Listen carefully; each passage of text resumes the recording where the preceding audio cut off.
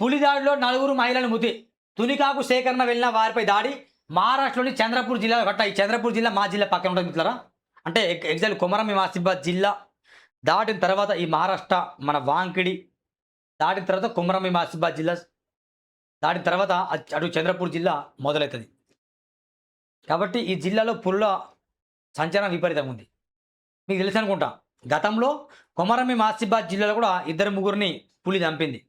అటవీ శాఖ అధికారులు చాలా క్రియాశీలకంగా పనిచేశారు. అప్పుడు వాళ్ళకి సెల్యూట్ చేశాను నేను కూడా. మరి ఈ పులి దాడి చంద్రపూర్ జిల్లాలో ఎట్లా జరిగిందని చూద్దాం.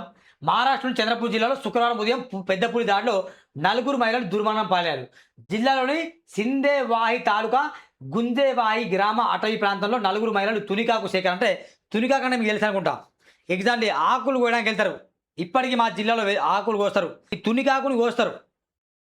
ఈ తునికాకును కోసి వాళ్ళు నిజంగా కట్టలు చేసేసి కట్టకు ₹2 చొప్పున, జతకు ₹4 చొప్పున వాళ్ళు ఏం చేస్తారంటే గ్రామంలో ఒక చిన్నగా మొత్తం అది వెంచర్లా చేస్తారు. అది అంటే మా భూమిని మంచిగా పదునుగా చేసేది, దాని మీద ఎండబెడతారు. అది మనం చుట్టాలు తాగుతాం కదా, బీడీలు తాగుతాం.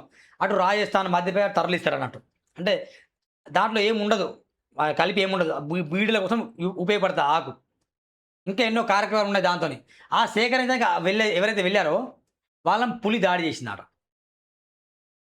ఉదయం 8 గంటల సమయంలో ఆకులు సేకరిస్తున్న క్రమంలో మాటు వేసి ఉన్న పెద్ద పులి ఒక్కసారిగా భీకరమైన దాడి పడింది. పులి దాడిలో గుంజాయి గ్రామానికి చెందిన కౌదుబాయి దాదాజీ మొహర్లే 45, ఆనుబాయి దాదాజీ మొహర్లే 46, సునీత కౌశిక్ మొహర్లే 33, సంగీత చౌదరి 36 అక్కడికక్కడే చనిపోయారు. ఈ ఘటన జిల్లా కేంద్రానికి 70 కిలోమీటర్ల దూరంలో జరిగింది. విషయం తెలుసుకున్న వెంటనే పోలీసులు, ఫారెస్ట్ ఆఫీసర్లు గుంజేవి అటు ప్రాంతం చేరుకున్నారట.